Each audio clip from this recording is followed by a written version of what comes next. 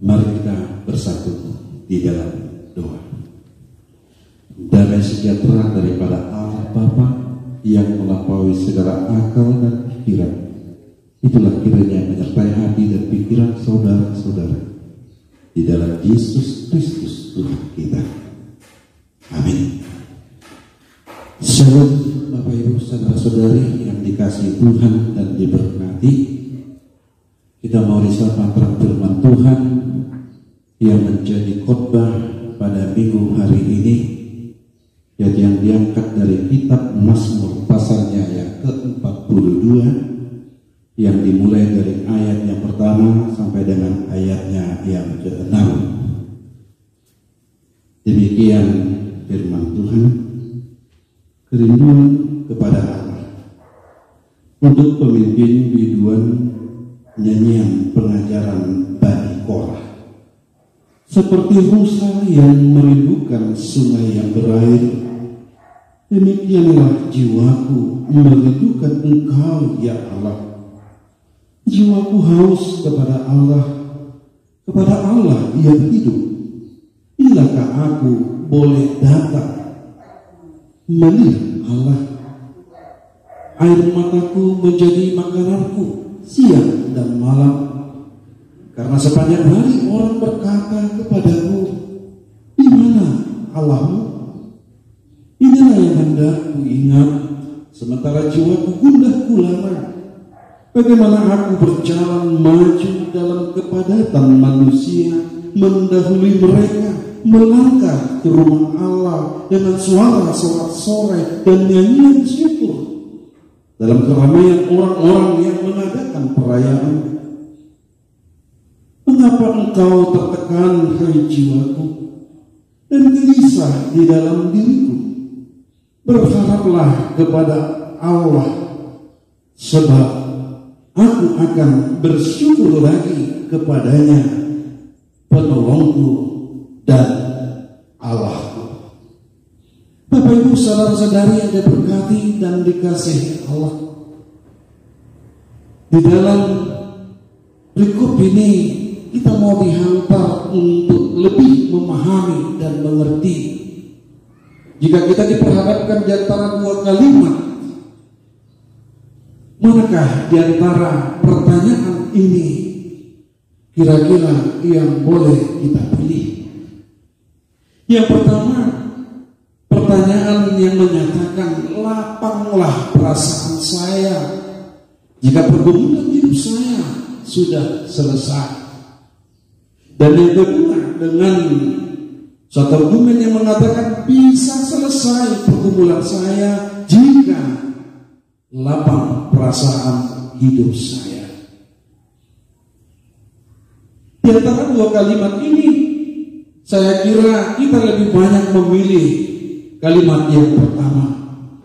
Bukanlah dalam persoalan bagaimana bentuk kondisinya, dan sudah menjadi sifat mendasar dalam kehidupan manusia bahwa pergumulan, penderitaan, cobaan sering dan acap kali dipakai untuk menjadi alasan bahwa beberapa orang mampu menghindari dirinya dari kewajiban-kewajibannya secara khusus dalam hidup bergereja, yang mana kewajiban tersebut dianggap justru menambah berat pergumulan, penderitaan, dan cobaan yang sedang dihadapinya. Pernah suatu waktu kami mendengar suatu jawaban seorang ibu warga jemaat gereja tentang bagaimana si ibu semakin malas mengikuti kegiatan-kegiatan gereja, khususnya di dalam ibadah minggu. Dengan entengnya sang ibu menjawab, ya bagaimanalah Pak Pendeta, namanya juga mencari kebutuhan hidup sehari-hari. Tapi itu saudara-saudara, memang kalau disimak lebih dalam jawaban si ibu ini, bisa kita asumsikan bahwa dengan kesulitan mencari nafkah hidup sehari-hari, lantas apakah layak menjadi alasan? Bisa terlambat, tidak sempat, atau tidak mau untuk datang ke gereja. Dan bisa saja dengan tanda kutip hitungan metode pemasarannya, sang ibu memakai istilah itu dengan kata bisa jadi ke gereja justru menambah beban. Kalau hidup susah, mengapa ditambah lagi dengan harus rajin ke gereja? Dan mungkin itu juga lah yang hidup dan ada di hati sang ibu. Firman Tuhan pada khotbah ini mau memperlihatkan akan kerinduan pemazmur yang senantiasa merasa haus dan selalu rindu untuk beribadah, berdiam di bait kudus Allah. Kehausan dan kerinduannya akan persekutuannya dengan Tuhan ia gambarkan ibarat rusa yang begitu merasa haus akan sumber air. Rasa haus yang harus benar-benar dicari obatnya, yaitu air yang dapat diminum dan memberikan kelegaan. Karena jika rasa haus rusa itu tidak segera terobati, maka rusa itu dapat dengan cepat ia akan mati. Karena itu rusa sangatlah tidak tahan dengan rasa haus, apalagi ketika dia sudah berlari, bernah lari yang begitu jauh. Jelas dengan kasus ibu di atas tadi, Bapak Ibu, justru berbanding terbalik. Si ibu justru meninggalkan persekutuan ibadah minggunya karena beban kehidupan. Dan yang menjadi pertanyaan bagi kita adalah, mengapa kita dalam hidup kita bisa tumbuh perasaan yang begitu dalam di dalam pemazmur ini? Bagaimana kita juga mampu merasakan apa yang seperti pemazmur ini merasakan? Bapak Ibu, saudara-saudari yang dikasihi Tuhan, hal ini terjadi di dalam kehidupan pemazmur. Karena sangat jelas di dalam hati, perasaan, dan jiwa ia mampu mengaku hanya Allah saja yang ia percayai. Ia tidak mau percaya kepada usaha-usaha yang ia lakukan. Apapun yang dia lakukan untuk melepaskan dirinya dari pergumulan dan beban hidup, tidak ada artinya bagi dia jika bukan Allah yang memampukannya. Hanya Allah saja yang ia percaya. Ia yakini mampu membebaskan setiap pergumulan beban hidupnya. Dan karena itulah ia tidak mampu berada jauh dari Allah. Ia tidak mampu untuk melepaskan dirinya dari persekutuannya dengan Allah. Bapak Ibu saudara-saudari, alangkah indahnya jika kebiasaan pola hidup pemazmur ini bisa hidup di dalam kehidupan iman kita. Karena itu kita mau diajak untuk melihat bahwa yang pertama, kalaupun harus diperhadapkan oleh pergumulan, tekanan karena gejolak kehidupan, kita harus mampu untuk jujur, mampu berkata jujur pada diri sendiri, seperti yang ia katakan di dalam ayat 6a. Pemazmur mengatakan dalam dirinya, mengapa engkau tertekan hai jiwaku, dan gelisah di dalam diriku. Pertanyaan ini muncul yang didasari dari rasa kesadaran penuh, seperti kesadaran seseorang ketika menginjak sebuah duri yang menusuk di kakinya, sadar untuk mencari jalan tercepat agar dapat dengan segera mungkin mengobati kakinya. Yang kedua, lanjutan dari pernyataan di atas, yaitu bagaimana kita menjawab pertanyaan tersebut seperti jawaban pemazmur. Di dalam ayat 6b ia katakan, berharaplah kepada Allah, sebab aku akan bersyukur lagi kepadanya, penolongku dan Allahku. Dan yang ketiga, bagaimana agar kita mampu tetap hidup di dalam pengharapan. Pengharapan dengan senantiasa mampu mengingat waktu yang sudah lewat. Yaitu bagaimana Allah senantiasa memelihara hidup kita. Yang walaupun cobaan datang, pergumulan, tekanan dan kesedihan, dan malapetaka sekalipun datang, kita mampu menghadapi dan melaluinya. Dengan mengingat hal tersebut, kita senantiasa memiliki pengharapan bahwa Tuhan Allah senantiasa memelihara kita. Allah mengenal dan tahu akan kemampuan kita.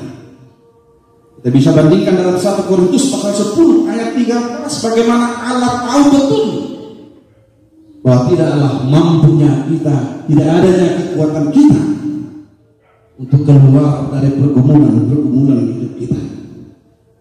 Bagaimana Allah juga telah memelihara hidup kita mulai dari masa kanak-kanak. Jelas Mazmur mampu mengingat semua kenangan manisnya itu bersama Allah. Ketika bersama-sama teman sebayanya, para orang tua, dan bersama-sama juga memasuki bait kudus Allah untuk menyuarakan kidung puji-pujian. Bapak Ibu saudara-saudari yang diberkati oleh Tuhan, minggu kita Minggu Quasimodo ini mengajak kita untuk mengingat keselamatan dan kelepasan yang telah Allah berikan di dalam Yesus Kristus yang telah mati, disalibkan dan bangkit kembali dari antara orang-orang mati.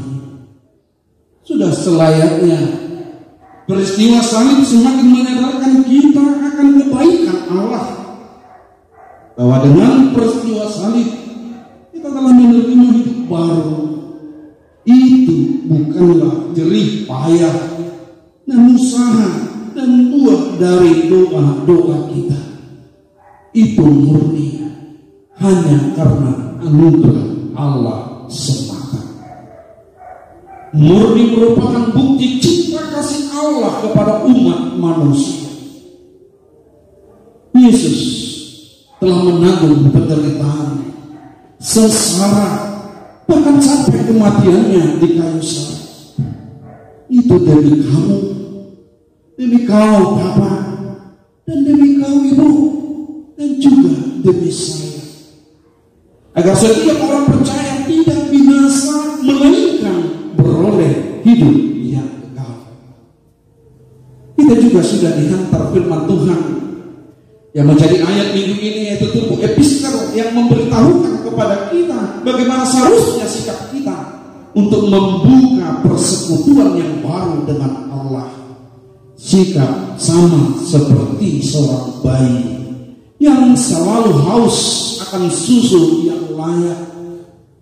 Oleh karenanya, janganlah beban hidupmu, pergumulan, dan segala bentuk tekanan kehidupan membuat kita semakin jauh dari Allah. Tetapi sebaliknya, senantiasa membuat kita merasa haus ketika kita tidak dengar-dengaran akan firman-Nya. Kita merasa ada yang hilang jika tidak ada lagi waktu untuk bersekutu dengannya. Karena Allah kita adalah Allah yang hidup. Allah yang hidup menggambarkan bahwa Allah adalah pribadi yang hidup, yang berbeda dengan ilah-ilah yang mati, yang juga mampu menawarkan diri sebagai sumber kehidupan dari segala sesuatu.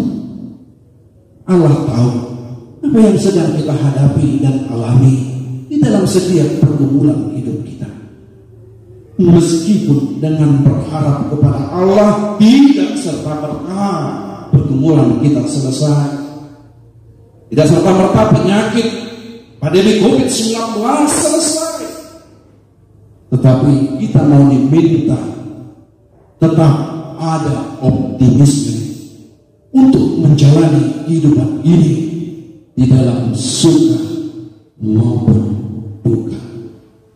Seperti yang Paulus katakan di dalam Filipi 4 ayat 13, segala perkara dapat bertanggung di dalam Dia yang memberi kekuatan kepadaku.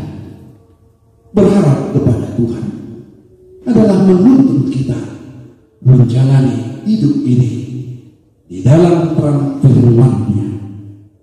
Tuhan memberkati. Amin. Kita berdoa. Terima kasih Bapa, Engkau sungguh baik. Engkau yang telah memberikan Yesus Kristus menjadi tumbal akan dosa-dosa kami. Dia rela mati menjadi jalan keselamatan untuk kami, agar kami tidak binasa karena dosa-dosa kami.